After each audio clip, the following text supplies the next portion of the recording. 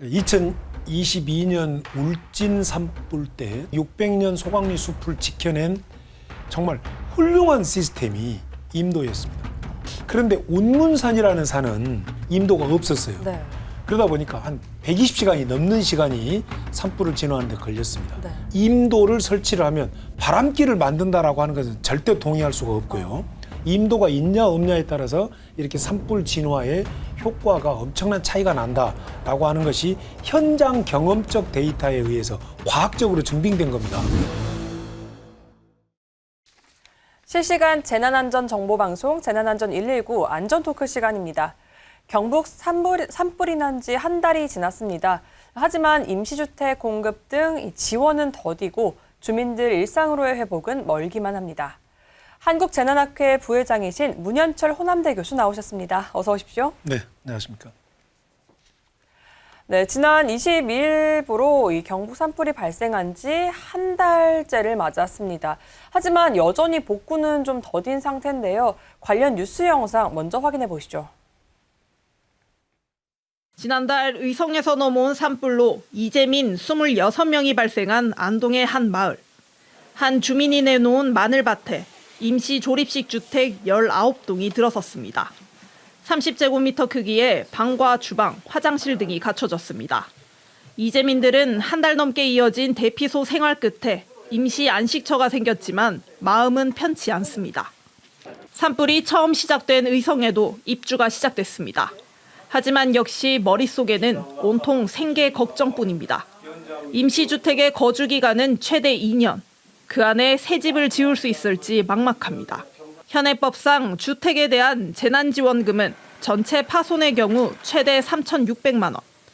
안동시가 주택 피해 가구당 최대 600만 원의 지원금을 마련하는 등 지자체별 추가 지원에 나서고 있지만 내 집 마련에는 턱없이 부족합니다.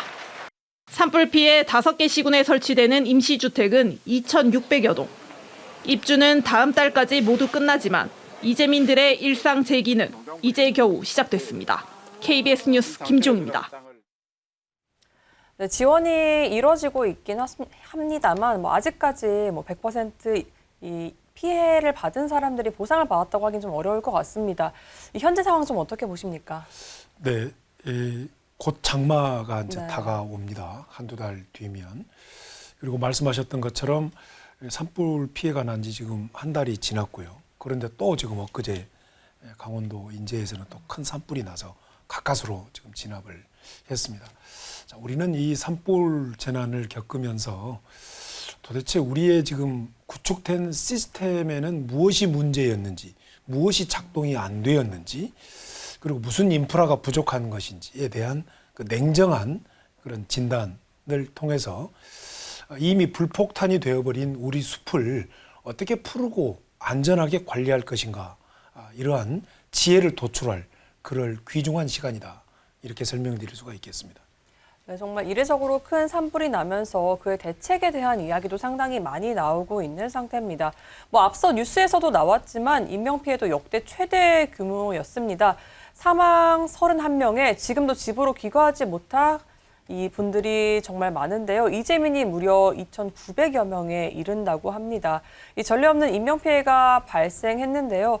이렇게 피해가 커진 이유는 좀 어디에 있을까요? 네, 서울시 면적에 육박하는 그런 5만 헥타 이상이 불을 탔고요. 또 이렇게 파악된 바로는 거의 9만 헥타, 10만 헥타에 육박한다, 이런 얘기가 있습니다. 더 정밀 조사를 해봐야 될 것입니다만은.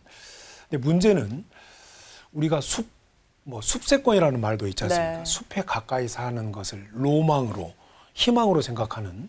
그런데 이제 우리는 이 산불을 보면서 숲이 위험해졌고, 앞에서 말씀드린 것처럼 숲이 불폭탄이 되었다는 것이죠. 이번에 피해를 보신 분들, 돌아가신 분들 대부분이 산자락, 산을 등지고 사시는, 네. 산의 영향권 안에 사시는 분들이었습니다. 이 말은 우리 숲이 매우 위험해졌다는 것입니다. 자, 이것은 우리 국가 재난관리 시스템 중에서도 산불 재난관리 시스템은 어떤 점들을 진단해야 될 것인가. 특히 대피와 관련된 지역 재난관리 시스템, 시군구, 시도가 담당하는 지역 재난관리 시스템은 뭔가 심각한 고장이 나 있지 않았냐, 이렇게 평가가 되고요. 그다음에 그 우리 숲속의 환경들이 과다한 연료 물질, 바꿔 말하면 낙엽, 잡목더미였다. 여기에 건조 강풍이 불면 거대한 화염으로 바뀔 수밖에 없는 구조였다라고 하는 것이고요.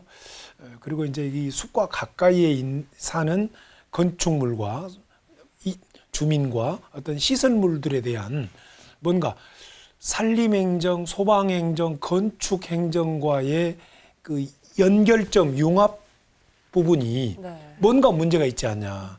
이런 것들이 이런 대재앙을 불러일으켰다. 이렇게 평가가 됩니다. 네, 교수님 이야기를 좀 들어보니 이 차근차근 짚어야 할 부분들이 상당히 좀 많은 것 같습니다. 특히나 이 대비 체계 개선이 필요하다는 지적이 상당히 많이 나왔습니다. 이 경보와 대응 시스템이 산불의 이 진행 속도를 따라가지 못했다는 이야기인데요. 왜 이런 걸 좀 미리 예상하고 좀 대비할 수 없었을까요? 네, 말씀하신 것처럼 왜 미리 예상하고 대비하지 못했냐. 그것은 우리에게 주는 대단히 중요한 냉정하고 준엄한 메시지이고요. 이건 우리는 반드시 진단해서 다음 위험에 대비해야 된다. 이렇게 저는 생각을 합니다.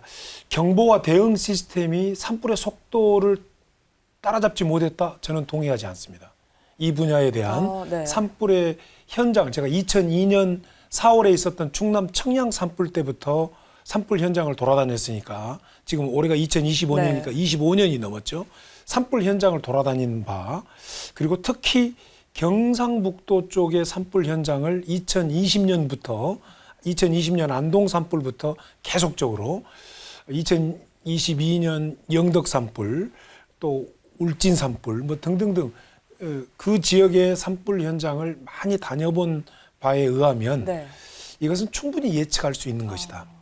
그 예측의 기준은 과학적입니다. 어떤 과학적이냐면 산불 현장에 가면 반드시 기상 관측 시스템을 동원한 지방기상청에서 나와서 그곳의 기상에 대해서 섬세하게 예측과 인포메이션을 줍니다.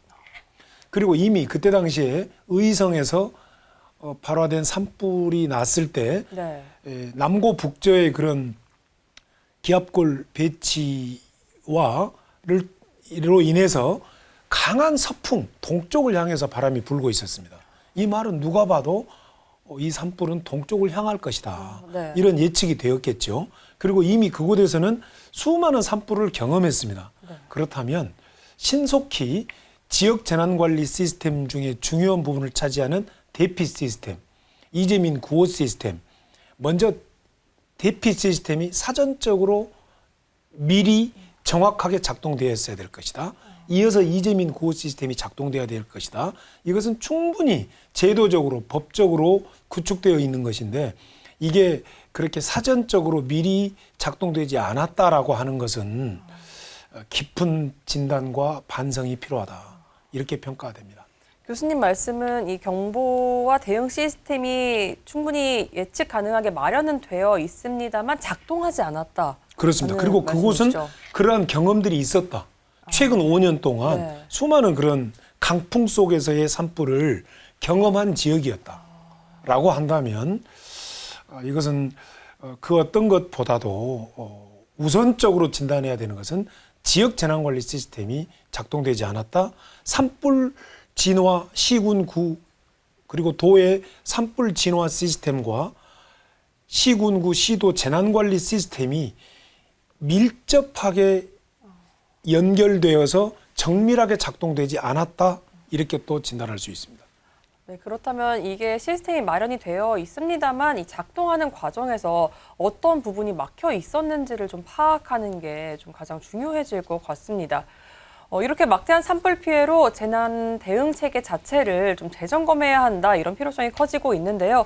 최근 국회에서도 세미나가 열렸는데 교수님께서 좌장을 또 맡으셨습니다. 좀 어떤 구체적인 대책들이 좀 나왔을까요? 네, 국회에서 안동 청송 지역의 피해 주민들이 6분이 직접 나오셔서 그 상황을 네. 그날 그 피해 상황과 공포스러운 상황 그리고 그 대피 시스템 앞에서 말씀드린 지역 재난관리 시스템으로서의 대피 시스템 그리고 이재민 구호 시스템이 정말 작동이 되지 않았습니다. 그것은 피해 주민들의 생생한 증언에 의해서 또 확인이 된 것이고요. 그다음에 이제 또 논의된 것들은 그런 이제 전문가님들이 또 발표가 있었습니다. 전문가님들은 여러 그 산불 대응 시스템에 있어서 뭐 임도의 문제, 지상 진화의 문제, 그다음에 항공 진화에 대한 대안 뭐 이런 것들이 또 계속적으로 논의가 되었고요. 또 국회 쪽에서는 어떤 특별법을 준비해서 피해 지역 주민들을 이렇게 지원해주는 네. 그런 시스템, 현행 법 체계, 현행 제도 정책보다도 더 어떤 두텁게 보호할 수 있는 이런 보호 시스템들을 특별법을 통해서 준비를 하려고 한다. 이런 얘기를 들었습니다. 좀 인상 깊었던 것은 그러한 토론회를 마련한 그런 장들이 그곳의 지역구가 전혀 아닌 분들의 그런 토론회장을 만들었다는 겁니다. 그런 점들은 되게 국민의 한 사람으로서 매우 마음 따뜻해지는 점이고 또 앞으로 정당의 역할, 국회의 역할은 바로 이렇게 제도를 정비하고 그 제도의 법적 근거를 마련해주는 일을 하는 데 있어서 지역구의 이해관계를 떠나서 그리고 국민 전체를 생각하는 그리고 약자를 보호하는 뭐 이런 마인드로 가는 것이 바람직하지 않냐. 그런 모습을 발견했다는 데 대해서 매우 마음 따뜻해지는 시간이었다. 이렇게 말씀을 드리고 싶고요. 저는 종합 정리를 하면서 이 산불 재난에 대한 피해 지역 주민들을 보호하는 데 있어서는 법적으로는 헌법적인 측면에서는 사회적 기본권에서 접근해야 된다. 사회적 기본권의 관점으로 바라봐야 된다. 두 번째는 재난및 안전관리 기본법에는 자연재난과 사회재난 둘로만 구별이 돼 있고 네. 산불 재난은 사회재난인데 즉 가해자가 있는 재난인데 이 관점으로는 피해자 구호에 매우 한계가 있다는 겁니다.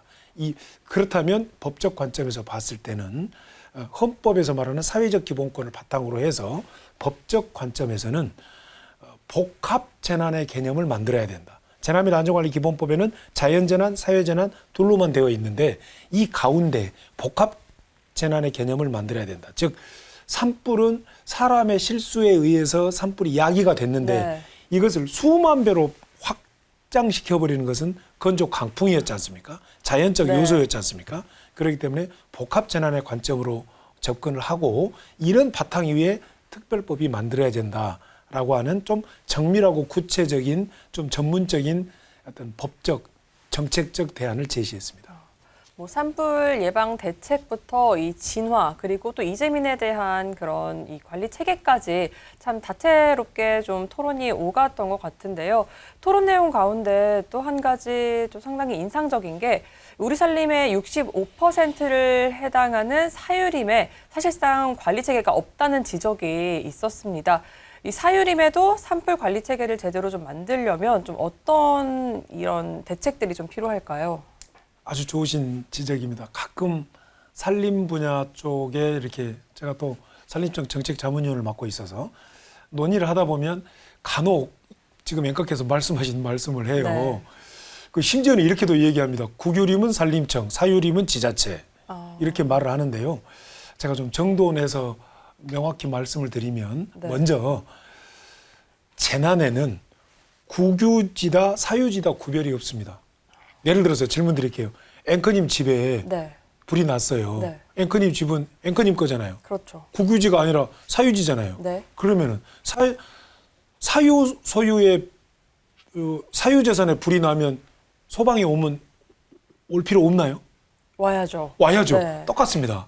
그러니까 사유림이든 국유림이든 간에 재난이 발생하면 산불이 발생하면 산사태가 발생하면 국가 재난관리 시스템은 무조건 작동됩니다. 사유림이든 사유지이든 국유림이든 국유지이든 무조건 작동됩니다. 그렇기 때문에 사유지에 대한 관리 시스템이 없다 이건 틀린 얘기고요.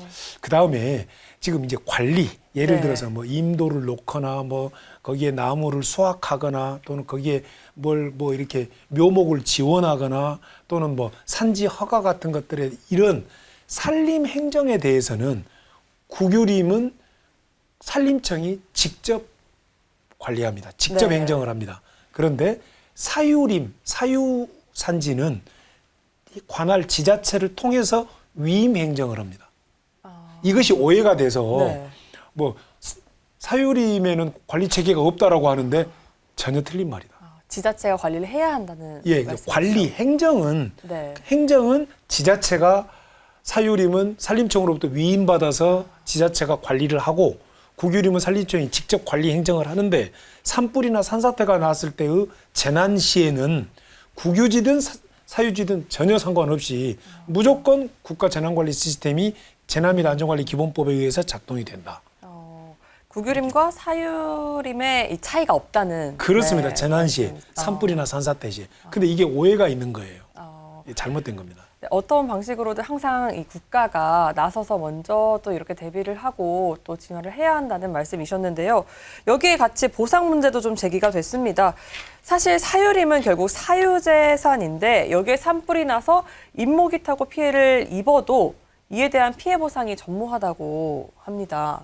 이건 좀 어떻게 된 걸까요? 네, 지금 사회적 재난으로 이렇게 분류되어 있는 산불 재난에 있어서 이 보상의 문제라고 하는 것은 명확히 이론적으로 교과서론적으로 법적으로 얘기를 하면 네. 맞지 않는 말입니다. 이것은 지원 문제라고 바라봐야 됩니다. 자, 국가가 지자체가 이렇게 뭔가 산불 재난 후에 피해 주민들을 도와주는 것은 지원의 문제입니다. 그럼 이제 앵커께서 말씀하신 보상 배상의 문제를 네. 먼저 용어의 정의부터 분명히 쉽게 설명드리자면 배상이라고 하는 것은 손해배상을 말하는데 네.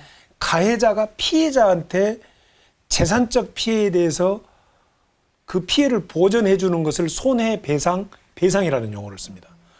또 보상이라는 말은 네.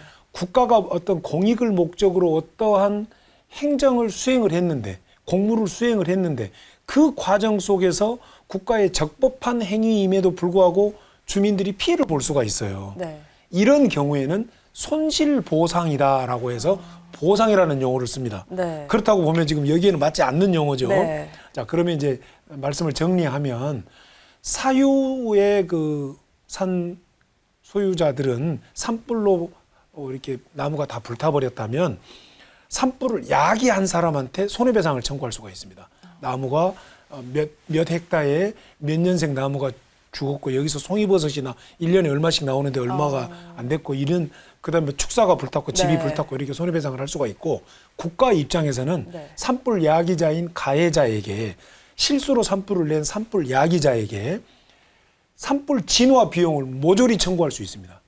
지금 헬리콥터 한 대가 공중에 떠서 산불을 진화하는데 잠정적으로 제가 들은 바로는 한 500만 원 정도 드는 걸로 알고 있어요. 네. 이런 산불 진화 비용, 그다음에 산불 피해지에 대해서 복원해야 되지 않습니까? 한 50년, 100년 걸리는 이 복원 비용 이런 것들을 국가는 산불 야기자한테 모조리 모두 청구할 수 있습니다. 손해배상 청구를 할 수 있습니다. 이렇게 정리할 수가 있겠습니다. 그런데 좀 궁금증이 드는 것은 사실 그 야기한 사람이 이런 배상을 하기가 좀 여력이 좀 한 개인이 하기는 힘들지 않을까요? 아주 좋은 질문인데요. 네. 산불이 야기가 되면 제가 좀 이해하기 어렵고 의아한 것은 우리 국민들이 산불 야기자에 대해서 너무 온정적이라는 거예요. 예. 이번 의성 산불로 인해서 네.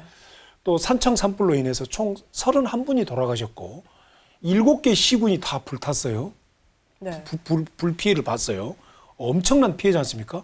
이 산불 야기자는 엄청난 범죄자예요. 그렇죠. 중대한 범죄입니다. 네. 그럼에도 불구하고 우리는 바로 산불 야기자가 이걸 피해 배상을 할 수 있을까라고 하는 벌써 우려의 온정적인 생각을 해버려요.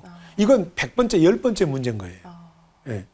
그래서 이제 얘기를 정리하면 산불 야기자가 자신이 가진 총 재산을 다 털어 넣어도 이 피해를 배상할 수가 없다. 이 문제하고 이 사람이 이러기 때문에 배상을 할 여력이 없기 때문에 배상 청구를 안 한다. 전혀 틀린 문제죠. 네. 어찌 됐든 몇 백억이 됐든 손해배상 청구를 해야죠. 네. 손해배상 청구를 하는데 배상할 여력이 없다면 다른 법적 시스템으로 절차를 밟아가야죠. 네. 예. 그리고 더 나아가서는 산불 야기자에 대한 명단 공개를 해야 됩니다. 행정법적으로 의무 이행 확보 수단으로 우리 이제 법학 전공자들이 강의실에서 행정법 수업을 받을 때 의무 이행 확보 수단으로 명단 공개라고 하는 것이 있어요. 네. 아 근데 이렇게 31명이 죽고 7개 시군이 불탔는데 왜 이 사람 명단 공개를 안 합니까? 제가 하고 싶은 얘기는 산불 야기는 중대한 범죄라는 사실입니다. 우리가 온정적으로 생각할 때 계속적으로 산불을 야기합니다. 저는 이런 말씀을 드리고 싶습니다. 조금 더 단호하게 대처해서 좀 재발하지 않도록 좀 모두가 좀 경각심을 좀 가져야 할 것 같습니다. 이제 좀 가장 중요한 이야기를 해보겠습니다. 이 산불이 날 때마다 제기되는 문제 가운데 하나가 바로 임도입니다. 이 일각에선 임도가 이 산불의 바람길 역할을 하고 또 여름철 비가 오면 산사태가 많이 발생한다고 반대를 하기도 하고요. 반면에 산림청은 임도가 많이 필요하다고 주장하는 입장입니다. 좀 이 입장에 대해서 좀 어떻게 보십니까? 네.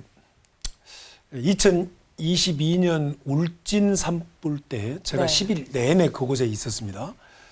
이 소광리 숲을 정말 산불로부터 이렇게 위험이 다가오고 있을 때 이 소광리 600년 소광리 숲을 지켜낸 정말 훌륭한 시스템이 임도였습니다. 그런데 그 임도도 엄청난 반대를 무릅쓰고 네.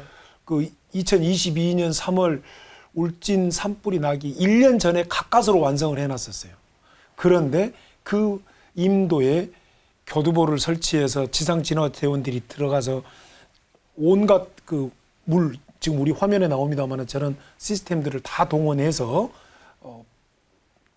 산불을 막았습니다. 네. 그래서 600년 소광리 숲을 지켜냈는데요. 이번 영남 산불에서도 울주에 울산을 둘러싸고 네. 있는 울주에 화장산이라는 산은 임도가 있었습니다. 그래서 20시간 이내에 불이 꺼졌어요. 만약에 이때 불이 꺼지지 않았다면 네. 주변의 아파트 단지까지 산업시설까지 크게 산불이 번져서 인명피해가 커질 뻔했습니다. 네. 그걸 가까스로 지켜냈습니다. 그런데 운문산이라는 산은 온산 쪽에 있는데 거기는 임도가 없었어요. 네. 그러다 보니까 한 120시간이 넘는 시간이 산불을 진화하는 데 걸렸습니다. 네. 매우 크죠. 그래서 임도가 있냐 없냐에 따라서 이렇게 산불 진화의 효과가 엄청난 차이가 난다라고 하는 것이 현장 경험적 데이터에 의해서 과학적으로 증빙된 겁니다. 그럼 앵커께서 말씀하신 것처럼 자, 그렇다면 이렇게 이 임도를 설치를 하면 바람길이 만들어진다. 그래서 산불을 더 야기한다. 네. 이 질문에 대해서는 저는 이렇게 반문을 하고 싶어요. 만약에 그러니까 이 산불 현장에 가보면요, 네. 이 강풍이 엄청나게 부는데 강풍이 저 표면으로만 분다면 저 지금 화면에 나온 저 임도가 바람길이 되겠죠. 네. 근데 이 강풍은요, 지상 20m, 30m까지도 엄청나게 두꺼운 충의 강풍이 휩쓸고 지나갑니다. 네. 그리고 이 강풍이 굉장히 돌풍이 많이 발생합니다. 그렇기 때문에 임도가 어떤 바람길을 만든다라고 하는 것은 절대 동의할 수가 없고요. 두 번째로 만약에 이론적으로 저곳을 다 막고 다 밀폐하고 저 임도가 있는 쪽만 공간이 뚫려 있다면 그 말이 맞겠죠. 네. 그런데 산불 현장에 가보면 곳곳이 구멍이 숭숭 뚫려 있는 나무와 나무 사이들이 불규칙적으로 공간들이 매우 많은 이런 곳에 네. 왜 하필 저곳에만, 왜 하필 임도에만 바람길이 난다는 겁니까? 전 동의할 수 없습니다. 이 얘기는 현장을 전혀 가보지 않은 이야기다. 이렇게 말씀을 드릴 수가 있고요. 즉 건조한 강풍은 숲길 하나에 의해서 그 강도가 더 세지고 그곳에 의해서 어떤 화재를 산불을 촉진시키거나 이런 정도가 아니다. 이미 그곳은 여러 곳이 구멍이 뚫려 있고 불규칙한 공간들이 많아서 그런 공기의 흐름에는 영향이 없다라고 저는 강력히 말씀을 드리고 싶고요. 또 하나, 임도가 산사태를 촉발한다. 이런 말씀, 그거 맞습니다. 그런데 틀렸습니다. 맞으면서 틀렸습니다. 네. 이 말이 무슨 얘기냐면요. 지금까지 우리는 임도를 건설하는 데 급급했습니다. 워낙 임도가 없기 때문에요. 그래도 헥타르당 겨우 우리나라는 4m밖에 안 됩니다.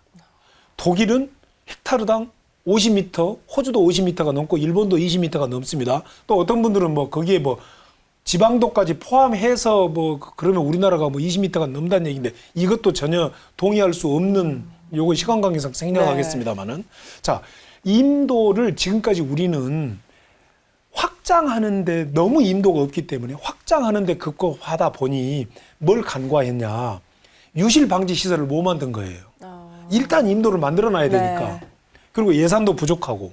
자, 그렇다면 이제 앞으로 임도 건설은 이제 이러한 교훈을 토대로 이러한 그 우려를 토대로 해서 보다 2세대, 3세대 임도를 만들어야 됩니다. 그게 뭐냐면 비탈진 면의 임도라는 것은 비탈진 면의 산을 깎아서 만들기 때문에 이 밑으로 서면으로는 비가 왔을 때 유실될 흘러내릴 염려가 있죠. 네. 그다음에 저 안쪽으로는 위에서 흘러내린 물들이 지금 화면에 보인 것처럼 위에서 흘러내리는 물들을 모아두는 시설들을 배수 시설들, 물모음 장치들을 많이 만들어 주면 되는 겁니다. 그다음에 이 임도는 반드시 계곡을 통과하게 돼 있는데 지금은 계곡 위를 그냥 지나가면서 밑으로 물을 통과하도록만 돼 있는데 이른바 사방 시설이라고 하는 계곡 물들을 곳곳에 잘 모아서 급류가 내려올 때 폭우 때 물의 속도를 늦추고 물을 가두어두는 시설까지 같이 만들어준다면 훨씬 더 안전한 임도를 만들 수가 있다. 우리나라는요. 세계 최고의 토목 건설 국가입니다. 네. 500층 빌딩도 만들 수 있고 해저 터널까지도 뚫을 수 있는 대단한 토목 건설 국가거든요. 임도를 유실되지 않게 만드는 임도 그거요. 얼마든지 할 수 있습니다. 앞으로 예산을 더 확보해서 자연 친화적인 유실 방지 이런 시설들을 촘촘하게 구축한다면 세계 최고의 임도를 만들 수가 있다. 세계 최고의 숲속의 그린 인프라, 세계 최고의 그린 로드인 그런 숲길 임도를 만들어낼 수 있다. 이렇게 저는 생각합니다. 임도가 이 산불을 더 확산하게 하는 바람길 역할을 한다는 건 잘못된 이 상식이었던 것 같습니다. 게다가 이렇게 산사태까지 예방하면서 임도를 잘 만들 수 있는 방법이 많으니까요. 앞으로는 좀 임도를 많이 만들어서 이 산불이 대형화되는 걸 좀 막을 수 있었으면 좋겠습니다. 이 무엇보다 산불이 대형화되고 상시화되어 가면서 인명보호 중심의 대응 체계가 시급하다는 지적이 나옵니다. 좀 어떤 대안들이 좀 있을까요? 네, 이번 그 영남 지방 산불을 보면서 우리가 그 산불 화면을 보면 산불 피해지 화면들을 보면 우리가 좀 건축물들을 불탄 주택들의 대부분들이 이 샌드위치 판넬 같은 그런 주택들이었거든요. 저도 안동을 한 지금 4차례 다녀왔습니다만은 가 보면 이 건축물들의 그 건축 자재들, 건축 행정도 산불 행정과 함께 밀접한 동행을 해야 된다. 이런 판단을 하게 되었습니다. 그래서 샌드위치 판넬 주택들이, 샌드위치 판넬 건축물들이 산불에 대단히 취약하다. 이런 점을 말씀을 드리고 싶고요. 그다음에 이렇게 우리가 과밀한 숲을 잘 속아내고 또 그리고 숲자락의 마을 시설들을 산불 대비 안전 체계를 잘 구축해야 되는 시대이다. 특히 숲과 이렇게 인접한 이런 마을들의 뭐 내화수림 같은 것들이랄지 이런 그 이격 공간 조성이랄지 이런 것들을 잘 해야 되고요. 특히 그 마을 단위의 노약자 동행 시스템도 잘 구축이 돼야 된다. 특히 앞에서도 다시 말씀드리지만 숲 인접한 곳의 건축물들의 그런 내화용 자재를 잘 써서 이렇게 산불로부터 보호해야 된다. 산불 현장을 가보면요. 정말 놀랍게도 하나도 불에 안 탄 집들이 간혹 보입니다. 화면 보시면 아실 겁니다. 다 그런 집들은 내화 소재들이 사용된 거고요. 다 불타는 곳들은 대부분이 샌드위치 판넬이었다. 이런 것도 강조 말씀드리고 싶습니다. 네, 아무래도 샌드위치 판넬이 사용된 집이 있으면 또 불이 더 빠르게 또 커지기 때문에 더 위험할 것 같은데요. 이 건축적인 부분에서도 앞으로 많은 보완이 좀 필요하겠습니다. 기후변화로 인해서 고온건조한 환경과 이 강풍이 결합하면서 빠른 불의 위력은 더 강해질 것이라고 합니다. 아무래도 세계적으로 좀 이 산불 역시 문제가 좀 되고 있는데요. 이 해외에서 미국과 일본 등은 좀 어떻게 대응하고 있는지도 궁금하네요. 네, 아주 좋으신 질문입니다. 우리가 해외 사례를 본다는 것은 우리의 모델을 어떻게 구축할 것이냐, 좀 미래를 예측하는 샘플링을 본다 이런 뜻이거든요. 근데 미국 같은 데는 미국도 엄청나게 산림 강국입니다. 네. 미국이나 캐나다 뭐 대표적인 산림 강국인데요. 우리는 미국의 그 산림 행정에서 많은 또 대안을 찾을 수가 있다 이렇게 평가가 됩니다. 미국은 숲의 과밀화를 줄이기 위해서 숲 가꾸기 사업이라고 해서 숲을 좀 솎아내는 이런 그 일들을 많이 하고 있고요. 여기에 예산을 뭐 한 3조 원 가량 편성되었다는 그런 보도도 접하고 있고 그렇습니다. 그다음에 이제 산불 진화에 있어서 미국은 우리는 주로 헬리콥터 중심의 산불 진화인데요. 네. 미국은 고정익 항공기라고 해서 우리가 말하는 비행기, 이 비행기에 대용량 산불 진화, 지금 화면에 나옵니다마는 저런 대용량 산불 소화액을 살포해서 미리 산불이 이게 다가오는 곳에 미리 살포하기도 하고 네. 또 그 위에다 살포하기도 하고 이렇게 해서 고정익 항공기를 많이 활용하고 있다. 네. 그런데 우리나라는 아직 고정익 항공기를 사용하지 않고 있고 헬기에 전적으로 의존하고 있습니다.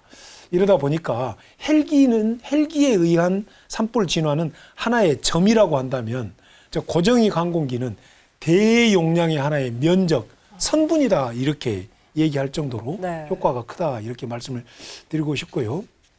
또 그 미국의 그 산불과 관련된 그 대응에 있어서는 산림과 주택 인접지 시스템이 아주 잘 되어 있습니다.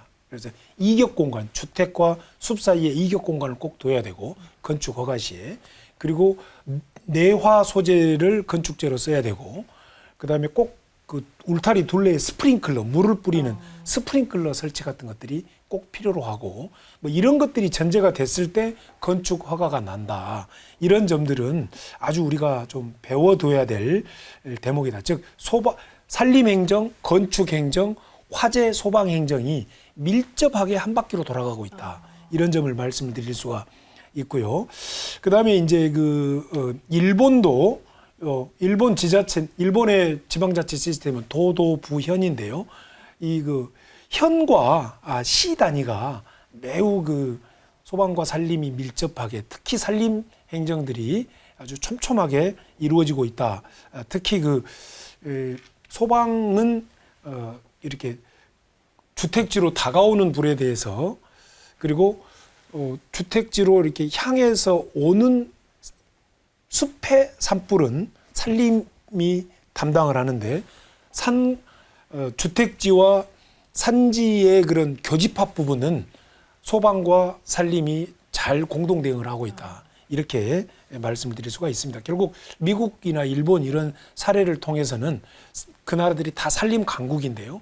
산불 진화 시스템을 끊임없이 연구하고 있고 임도가 잘 구축되어 있고 다양한 그런 아이디어와 다양한 인프라를 구축해 나가고 있다. 이런 점을 우리가 배워야 된다.